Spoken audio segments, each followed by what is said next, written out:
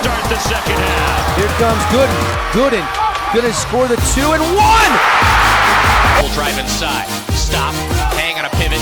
Turnaround jump shot is good. Jordan Battle with a nice spin move. Kicks it down low. Vardon, Big Maple with the finish. What's up, everybody? Another episode of the Straight Outta WAC podcast.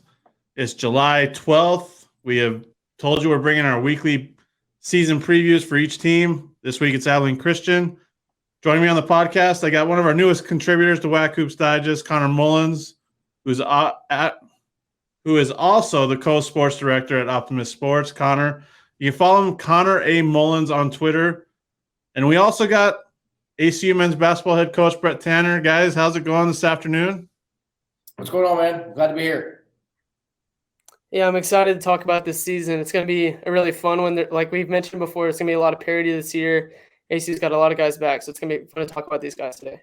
I will say this, man, before we move on, too. I had a lot of respect for what you do, man. I love following you on Twitter and your podcast, but now you're letting Connor on here, man. You've dropped a little bit in my levels, man. We'll see how this goes, but maybe I'll change my mind. But. Oh, I love it. Brett, I want to ask you, first season in the WAC, you guys go 25-11 overall, 11-7 WAC play, 6th seed at the WAC tournament, and you win 3 games in 3 days to get to the WAC tournament title game. I mean, what did you learn from your first season in the WAC overall? Number one, it's a great league. We didn't know what to expect. We had no idea. It was probably it was a year earlier than we were supposed to be in the WAC, and so you could think, well, we were kind of preparing for it, but we do things very methodical here. It's kind of how it's been our MO. Thought we were preparing for entering the league this year in terms of recruiting and in size and length. And we roll in there, the smallest team in the country, and I had a lot of people telling me that, man, I don't think you guys can play the style you play and be successful against the bigger, more athletic guys. And I said, we got no choice, man. We're gonna do it, and we're gonna see how it works. I think it worked pretty well, But I was excited. I thought the WAC was great. The coaches are great. The talent's great. We get more interest from recruits because we're in the WAC. That's not knocking our previous league, but it does ring a little different when we call and people know that we're a part of the WAC. It's kind of given us a bigger footprint throughout the country, I think. Last year was your first year as a head coach. What did you learn from the change in roles from being an associate head coach to being a head coach? I don't know if there's much change, but I'm not a coach, so I don't know. Yeah, sure. I think I learned that I can't do it all.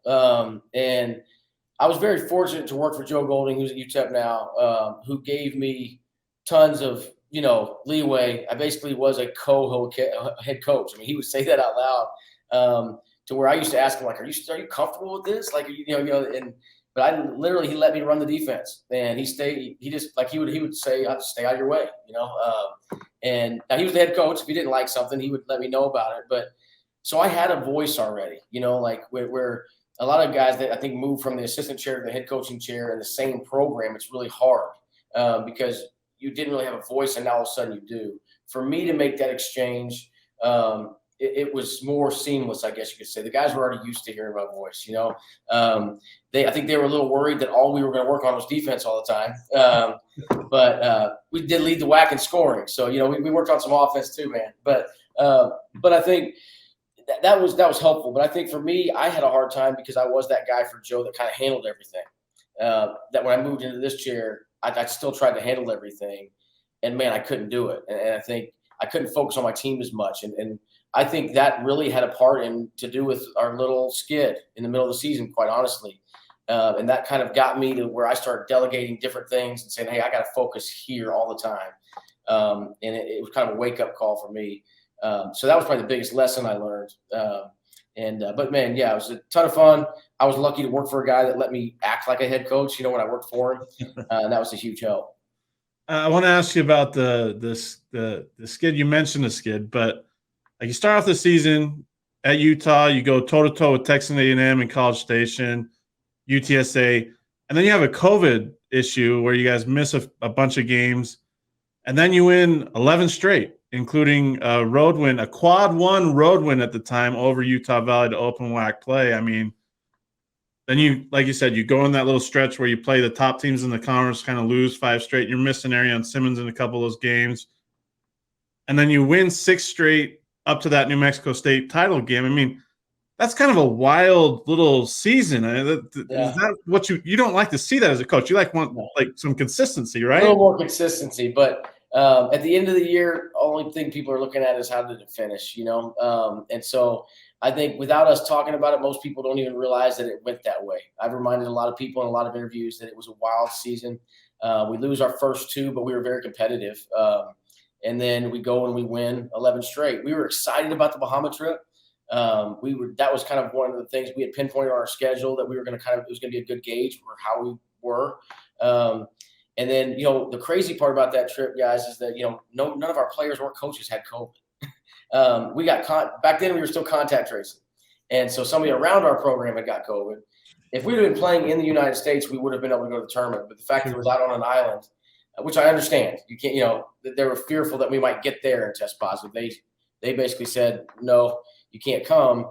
And it was a bad deal, tough deal for the guys. We literally had the only positive of that is none of our players we could still practice because none of us had COVID. So we almost got like a weird little 7-day hiatus, where we could kind of work on some things. And then, man, we rolled off those 11 games, beat really good teams. UTA, was before that, but that were part of that 11-game stretch. And it's just going to be, man, we were rolling. And then we hit that skid. And the first game of that skid wasn't a bad game. It was Sam Houston I think it was Sam Houston on a buzzer beater. And then as SFA, two schools that we've kind of created small rivalries with, and in a really good game. And then we just kind of tanked, and we could say that we went to, New Mexico State, Grand Canyon, all that without Arion Simmons, but we don't want to make that an excuse. I mean, we fought New Mexico State toe-to-toe. I think it was a 5-point game with like 4 minutes to go, and we missed a 3, and Grand Canyon game was a different deal, but I almost think that little thing was really good for us because we played without Arion and a couple other guys that were role guys, but it kind of allowed us when he came back, some other guys had gained some confidence and done some things, and I think that allowed us to go on. And I tell people it's like we didn't lose again after that 5-game skid, even though we did lose a couple of them. One was a championship game loss to a team that finished in the round of 32. And I know how hard that is to do because we had done it here, And the other 2 were, but again, Connor walked down at Sam Houston. Connor walked down and told me, don't foul when you're up 3. And so I decided not to foul. So we'll blame that on Connor. But and then so we lose that one, and then we lose a buzzer beater at SFA, And so that Sam Houston game, though, is why I learned my lesson, and we fouled against Seattle. So it was a weird deal, man. That's probably a long summary of it all, but man, it was a wild year, but it was a lot of fun and learned a lot myself for sure. Connor, do you have a defense there? I mean, are you just gonna, Hey, I'll let him say what he wants. He can believe what he believes, but man, if he didn't foul in that game, different scenario. That's all I'm saying. Know, man. Is that the Sam Houston game that you didn't foul and they hit the 3 to send it to OT? Yeah, that was the Sam Houston game. Yeah, I question that too. I'm not gonna lie. I saw you on Twitter, man. I don't respond. I saw, but so he's gone now. So I'm going to actually put him on blast. But Reggie Miller, who is like one of the best point guards I've ever coached, I'll do everything for that kid. Me, Coach Golding, both. We'll take care of that kid the rest of our life, man. But I called. Sam Houston didn't have any timeouts, right? And so I would never call a timeout if we weren't going to foul, right? So I called a timeout because we were going to foul. And I didn't even get to the huddle. And Reggie looked at me and said, Coach, we don't need to foul. So I'm going to put him on blast right now, Reggie Miller. But it's my decision. And, man, I killed myself for 2 weeks, man. And but it was the best thing that ever happened to us because there was no question in the Seattle game. Like, we came over, and I grabbed Reggie Miller before he went to the bench. I said, hey, we're fouling, bro. He's like, oh, yeah, we're fouling. So it's okay, we're all on the same page. We're fouling. Yes. And we fouled a little late. We almost let him almost right. Foul, but we'll work on that scenario and practice a little bit more this year than we did last year for sure. It's an interesting scenario that you have to put yourself in. Like, do you trust your defense to get that stop, or are you just gonna, take that option away? Period. I mean, I will say this, and I'm giving Reggie a hard time too, but I've always trusted our defense. So we've never really fouled in that situation, and I've lost games and won games. but I had started to change my philosophy a little bit, and on some of that, the analytic stuff that we all let get in our head. And Right. so I think that it was really my decision. I'm giving Reggie a hard time, but because ultimately I think in my gut I didn't want to, but my head was telling me you need to. And so that way, but the good thing, like I said, that took my gut out of it and let my head make the decision in the semifinals. Nice.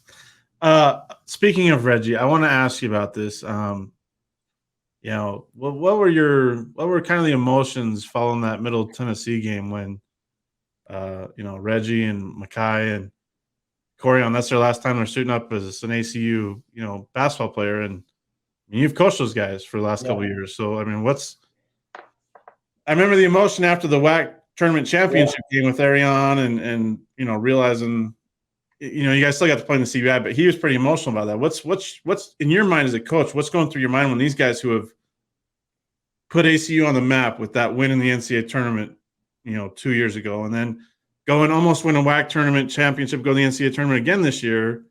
I mean, what's that like for you as a coach? Here's the thing, man. Like we do, and again, I know a lot of people talk about it, and I think Connor can attest to this, that it is different here, man. We have real relationships with these guys. And so the emotions are not like, oh man, I'm never going to get to coach you again. I'm never going to get to see you again, because we will. We do. We talk all the time. And it's not just them. We still talk to Peyton Ricks and Trey Lennox and those guys all the time. And I know a lot of coaches do that, but we have real relationships. Reggie going to work for Joe, and things of that nature. It was more the emotion of everything that we had been through together. All the blood, sweat, and tears, that all the cliches you can put with that we had gone through together. And I think that we told ourselves, so we had a ton of emotion after the WAC championship game. We were not just happy to be there.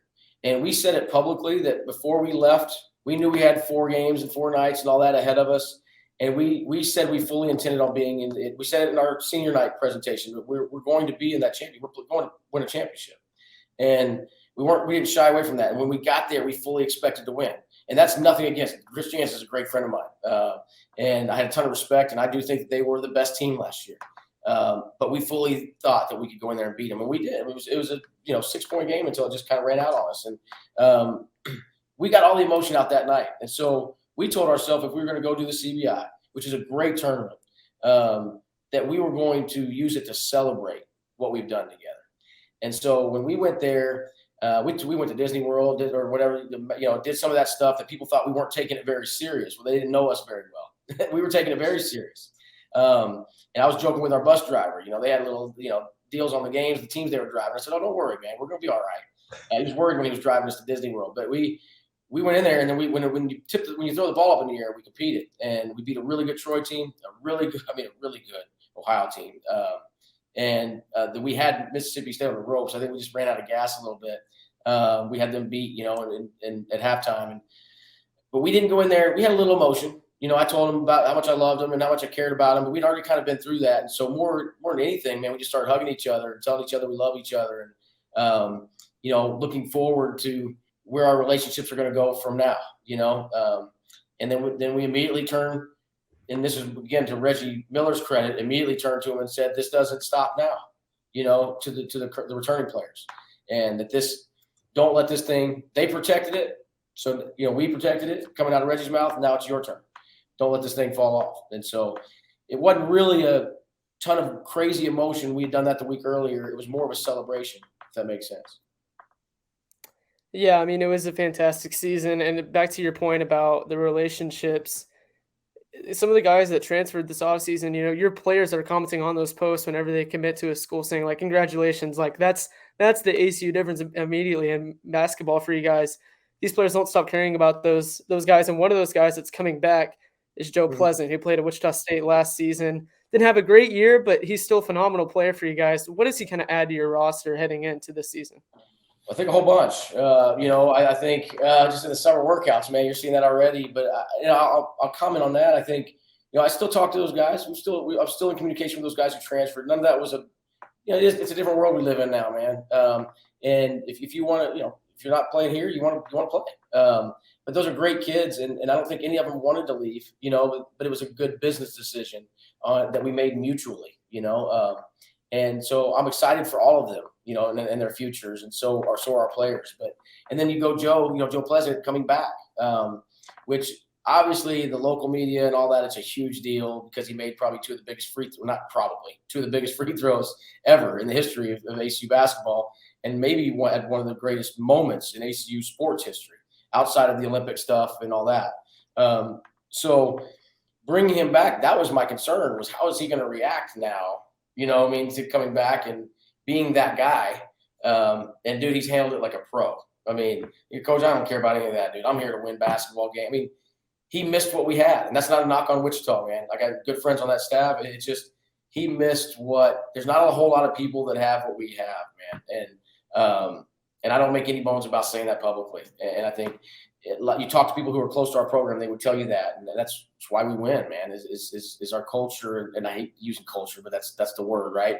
But Joe has just stepped in immediately, I think, with the leadership role, which I was a little worried about. Maybe he would be apprehensive about that, or they would be apprehensive, to accept it. Hadn't missed a beat. And,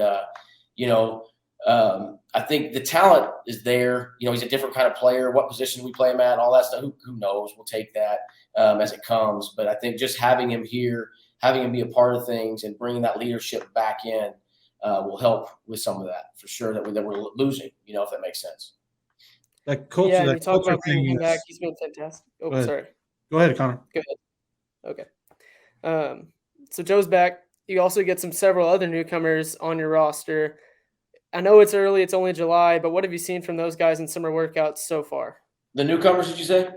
Yes, sir. Yeah, newcomers. We're excited about all of them. We need some of them to play. Last year we didn't really need a lot of newcomers to play. And this year we're going to need some of them. Now, it helps that Joe is one of those newcomers, right? But also I think I'm excited about the talent. We went from being the smallest team in the country, and intentionally we wanted to get longer. And, we didn't need to necessarily get bigger inside. We needed to get bigger on the perimeter. Damian Daniels is going to play. He's dynamic. I ain't worried about him. But we knew that as we move on, we've got to get a little bit bigger. And we added Ali, who's 6'4", 6'5" on the wing. We've added, some really talented freshmen. Deba Manecki, who is a long, athletic, wing. We've added, JVC, who was the Gatorade Player of the Year in Oklahoma, who's more like, he's not big, but he's 6'2". For us, that's huge, right? Like a 6'2" guard. I don't know what to do with a guy who's 6 foot. But so with him, and then Hunter, the kid from Otero that played for Coach Crass, who's now on our staff, all of that, I think we've gotten bigger. We've gotten longer. We've gotten more athletic. But we're still going to do what we do. So if they can't do that, they probably won't play. But I think we've established that, and the summer is all about, for us, it's just about introducing everything. I'm not screaming and hollering and all that. I grow the beard in the summer, and then August 1st it comes off, and the guys joke about it. That's when Coach Tanner really shows up. They think when I have the beard, I'm not the real dude. I'm somebody else. But I did that. I did that on Twitter. So August 1, when it comes off, man. I do change a little bit, and we start to get after it. Talk to me about Ali Deba. Like, he didn't play a lot last year; he was hurt. Mm-hmm. But what do you like in him? I mean, he's like you said, he's got length, and he can probably play multiple positions for you as well, right? For us, we face 4 guys at a minimum to the basket on offense, right, and sometimes 5. And so I think he can play. That allows him to play multiple positions offensively. My conversations with him right now it's going to be about who you can guard, right? Like if you can guard a 4, we may play the 4 some. You can guard a point guard, hell, you can play the point. It's who you can guard, right? And so I think that's the biggest thing for him. But I'm excited about he's a basket maker, and the WAC got to see that briefly in the few games that he played. I mean, he was the freshman of the week, along with Cam Steele, who was the player of the week that week. But we did not lean on that really. We leaned heavily on his FIBA stuff. I watched a ton of him in his youth basketball stuff, and I feel really confident about him. He's somebody we were aware of prior to him ever coming to the States, so it wasn't like he was brand new in our minds. Sure. But I think that he can add. He does. We lose a couple basket makers, right? And I think that he's in Makai and in Corian, and I think he does bring that to the table. He's able, and especially. He can do that, but he also is long and lanky and can play defense the way that we want him to play. He can get out in passing lanes and do some things like that. So I think he's a guy you're going to see hopefully, knock on wood, be a good steal leader for us. Not these, but one of the guys up there in steals for us. And then obviously, one of our guys that can put the ball in the basket. we talked about the returns. I mean, we talked about Joe, and we know Arion and Cam Steele and stuff, and Damian. There's one that we don't talk about a lot, not because he just doesn't fill up the stat sheet, I guess you could say. But like, I feel like after watching him in Las Vegas, there's a massive chip on his shoulder because that's just who he is. And Tobias Cameron, talk to me about that guy and what he brings to your squad. I mean, he started 17 games for you last year. He's played in, I think I did the math, 112 games and a possible like 130 total games since he's been at ACU. Like, talk to me about him and what he brings to your squad. So it's no secret around here. Tobias is my dude, man. Like, that's my guy, right? They know it. They make jokes about it. They get the other players give him a hard time about it. But that dude is exactly who you just said. He does not care about any of the credit.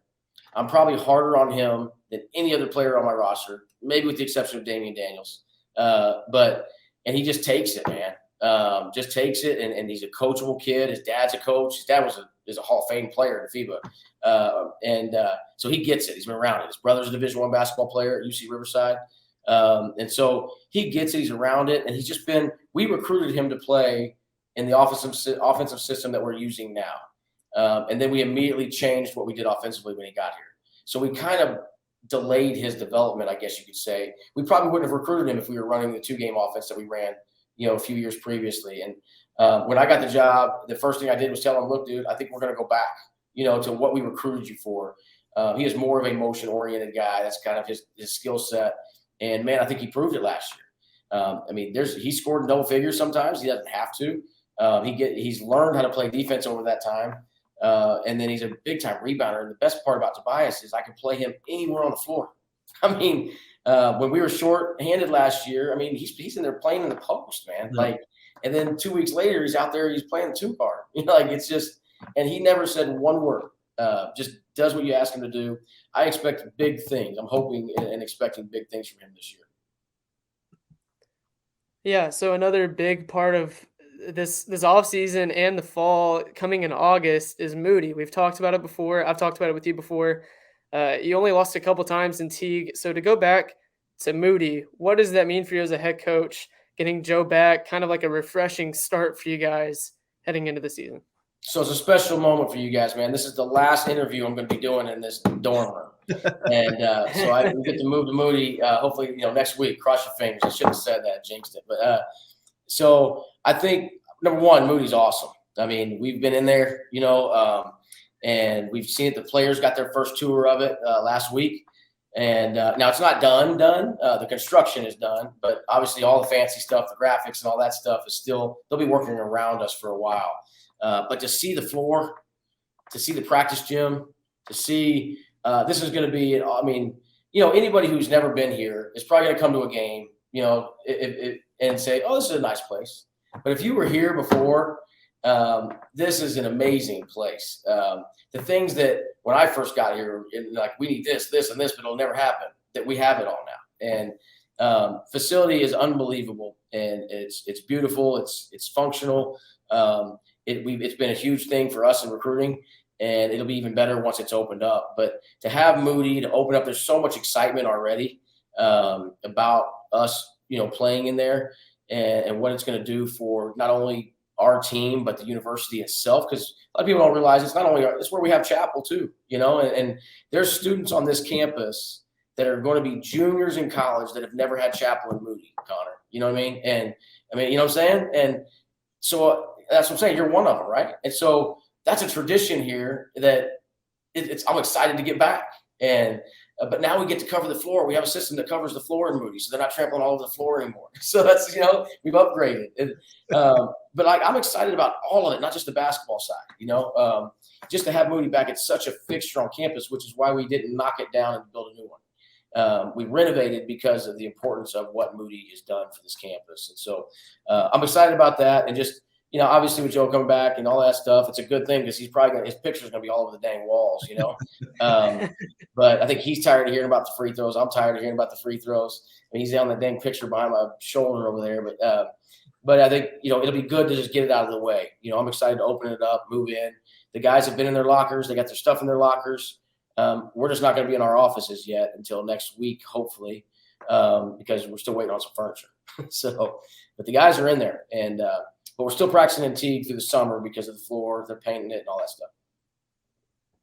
Gotcha. Yeah, there's nothing like that atmosphere in Moody. Being from Abilene, I got to go to some of those games before it was built, and so to have it back, like you mentioned, it's going to be a great thing for just a student body in general. So it's going to be an Moody amazing Magic, experience to have it back. Moody Magic back, yeah. Yeah, for sure. And then finally, for me, just talk about that schedule. I know nothing is set yet, but kind of what are your expectations for the schedule heading into this coming season? I know some coaches have had some hard time scheduling games, so if you could speak to that a little bit. Yeah, man, I don't want to sound like a whiny baby because I'm not the only one. I think all of us in the WAC have had a hard time scheduling games, and that's a testament to our league and the straight. I mean, anybody who wants to knock our league, will come play. You know what I mean? Like, I think that tells you how good a league is you look and see how many teams in the league still need games, and not all of us are in a situation where we can go buy games. We're kind of in that purgatory of scheduling. I say that all the time. We're scheduling purgatory in the WAC for most of us. Not all of us, but most of us. And so I think that's the next step. And I'm working on some crazy things. I might even play a game, a non-conference game, during the middle of conference season this year because of some of the things they've talked about moving forward in the future. Why not do it now? But it might be the only way I get a game. And I know that I'm in a better shape than some of the other guys in the league, honestly. And so it's out there, man. We're trying to play anybody. I've told everybody we'll play. I told Power Fives, man, if you're willing to come back, we'll play. And I hope somebody bites and somebody will do it. But I'm excited about our schedule. They've just released, so we can talk about it, how they're doing our conference tournament. I don't know. I'm sure you don't want to get into that too much right now. You probably have a whole podcast on that. But, Yes, you will. I wish we would have known that before we did our schedule. That would have been nice. But so that's where with this last game, I'm like, let's play, man. Anybody want to play? But I think all of our strength of schedules are going to be good anyway because we're all good and we're going to play each other, And so I don't think it's going to change too much. But I'm excited about our schedule. I just can't talk about it. It's not released. But we have some good opponents. We have some previous games, people that wanted another crack at us. And so that's going to be fun. And then there's a couple people that I wanted another crack at too, so that'll be fun. So it'll be a good schedule. Brett, is there? I don't know how to say this. You probably can't say it. You said your schedule's not released, but is there any games that you've already signed the contracts for that you can say that you're going to be playing this year? Sure. Outside of your MTE that you're set to go to? Yeah, so we're going to play in an MTE in Vegas. I can't talk about the teams. You do some homework. I'm sure you can get out there and figure out who those are going to be. Sure. That'll be a good, really, really good event. And I'm excited about that. Very similar to what the Bahamas was going to do for us last year. I think this one will do the same. You could go in there and you could lose 3 games really easy. And if you're not prepared and not ready to go. So I'm excited about that. I don't want to talk about opening night or anything like that. That's for ACU to release, Sure. But, and then, like I said, we're going to play a couple guaranteed games. I got a lot of friends on the schedule and stuff like that. But I don't mind saying our MTE is out in Vegas. And I know there's a handful out there. You have to dig around a little bit. But it'll be a really good one. And we're excited about it, man. It's going to be a good schedule for us. And we're working on that to make it better each and every year. And we're working on some things right here. We have a lot of really good people around ACU that are doing some things to hopefully help us catch up to some of those others out there that can do more things to be more creative in scheduling. I think we're almost there, and I'm excited about even what that's going to do. Not even this year, but the following year. Just one last question here: is there any chance that we'll ever see a ACU UTEP Brette Tanner versus Joe Golding game? I mean, you go from him standing behind the bench in the semifinal game against Seattle to being on the other sideline and coaching against each other. Are we ever going to see that maybe matchup coming up here soon? We've talked about it, dude. One day. I think that we need a little time to pass, and I actually called him a couple weeks ago because we needed the same date. And he started, cussing me and this and that. We don't need, I'm like, dude, I'm just trying to share teams, man. I'm not asking you to play. You know what I mean? Like, I just wanted to know who are you not going to play so I can start blowing their phones up, But I think there's a ton of respect between obviously me and Joe. You guys know that, man. We're like brothers. We fight like brothers. We love on each other like brothers. And so, we'll see. It'll happen, man. Well, it'll have to. I mean, but it just won't be probably in the near future. But I don't like playing any friends. That's why us and Corpus don't play. Steve Lutz is a good friend of mine. Chris Beard, obviously, everybody knows that is one of my better friends. And there's a lot of reasons why we won't play him right now. But I mean, we're 1-0 against Texas. If anybody ever asks, man, we're 1-0. So, but also I wouldn't want to play him. We played him at Tech, and it was a miserable week because you don't want to beat your. It's just we had to play at Tech. We're so close, and you just don't want to play your friends if you can avoid it. But Joe and I we'll link it up at some point, I'm sure. All right, everybody. Thanks for listening in on the Straight Outta WAC podcast with ACU men's basketball summer preview. I guess we can say we'll be talking to Brette Tanner again in the fall when media day rolls around. But Brett, thanks for taking the time. Follow Connor A. Mullins on Twitter as well. Connor, newest contributor to WAC Hoops Digest as well. And Brett, enjoy the rest of your summer, and we'll see you without the beard on August 1st. You got it. Appreciate you. Thanks for everything you do for the league, man. You're big time. Thanks, Brett. Thanks, Brett.